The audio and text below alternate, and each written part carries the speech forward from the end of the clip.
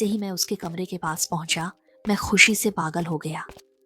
जैसे ही हम उसके कमरे के दरवाजे पर पहुंचे, मेरा अलार्म बज गया। मैंने आंखें खोली, निराश हुआ। यह सपना था, पर इतना सच्चा कि भविष्य का संकेत लगा। इस विचार से मुझे खुशी हुई और तब से हर रात यही सपना देखता हूँ।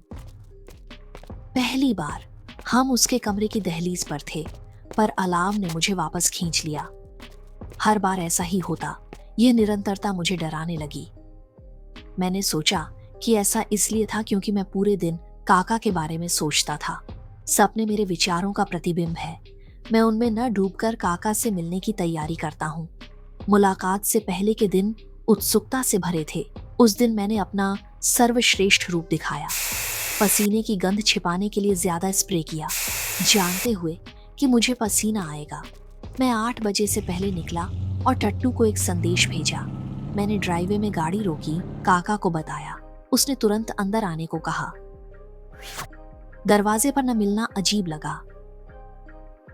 शर्माते हुए अंदर गया, पसीने से तर हैरान रह गया। घर बिल्कुल मेरे सपने जैसा था। सब कुछ सही था, यहाँ तक कि कालीन भी।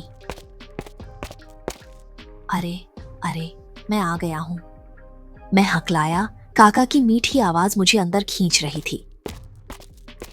परिचित गलियारे से गुजरा, उसे देखा। सपने से भी सुंदर, आकर्षक बाल और मुस्कान। मैं उसकी चमकती हरी आंखों में खो गया। वह मुझे पास बुला रही थी। मैं अनजाने में उसके पास गया। उस चमकदार महिला के सामने खड़ा था जिसे मैं हमेशा देखना चाहता था। उसने मेरा हाथ अपनी कोमल हथेली में लिया और मुझे अपने कमरे में खींच लिया। तुम्हें देखकर मैं वाकई खुश हूं, उसने मुस्कुराकर कहा। मैं भी, मैंने आत्मविश्वास से जवाब दिया। जल्दी से जूते उतारकर बिस्तर के पास फेंके, लेकिन पैर बिस्तर के पाए पर पड़ा और मैं धड़ाम से गिर गया। अरे, तुम ठीक तो हो? काका ने पूछा। मेरी अचानक हरकत से वह चौंक गई थी। हाँ, मैं ठीक हूं, मैं हांफते हुए उठने लगा। तभी काका के बिस्तर के नीचे एक सूखी लाश दिखी। खोखली आंखें ठंडी थीं। मेरा दिल तेज धड़का, डर से घिर गया। कुछ मृत त्वचा फर्श पर बिखरी थी। पक्का ठीक हो? मदद चाहिए?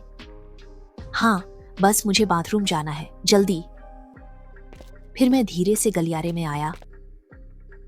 दाहिनी ओर है, जल्दी आना, उसने थोड़ी बेचैनी से कहा। ठीक है, मैं जल्द लौटूंगा।